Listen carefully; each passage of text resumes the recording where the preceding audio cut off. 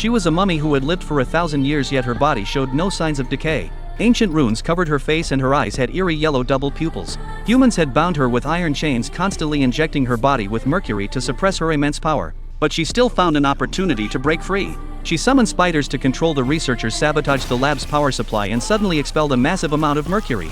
The iron chains, weighing hundreds of pounds, were easily shattered by her strength. She then moved in a bizarre posture, defying gravity as her power was fully restored. Now she was ready to destroy the world and rebuild her ancient Egyptian empire. A catastrophic disaster was about to unfold. She had once been the princess of Egypt, the sole heir to the throne thousands of years ago. But then the king had another son who replaced her as the heir. In a desperate bid to regain the throne, she made a pact with death itself, gaining terrifying power in return. With a cursed dagger given by death, she fulfilled the contract and personally killed her own father. Thousands of years later, soldiers accidentally blew open the entrance to her tomb during a battle. The massive Egyptian statue appeared before them. Archaeologist Jenny rushed to the scene and entered the tomb with soldier Nick. Upon examining the surroundings, Jenny realized this wasn't a typical burial site, it seemed more like a seal chamber.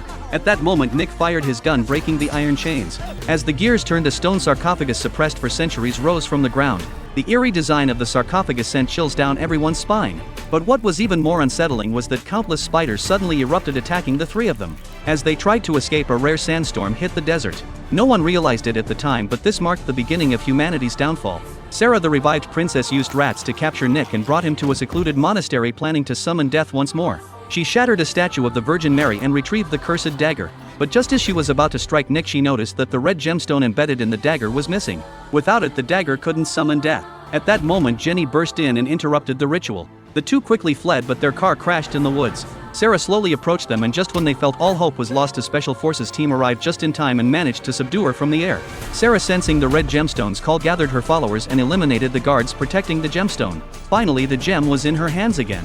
She embedded it into the dagger, and with it she could once again bring death back to life by killing the chosen one. Sarah appeared behind Nick and told him that only by submitting to her could he gain the power of death. Looking at Jenny's lifeless body, Nick refused her again. Taking advantage of the moment, he secretly snatched the dagger. His only desire now was to shatter the gemstone and end the curse on him. But when he saw Jenny's dead body, he changed his mind. Without hesitation, he plunged the dagger into his own chest. Through sheer willpower, he imprisoned death inside his body. In the end, he absorbed Sarah's power and used it to bring Jenny back to life.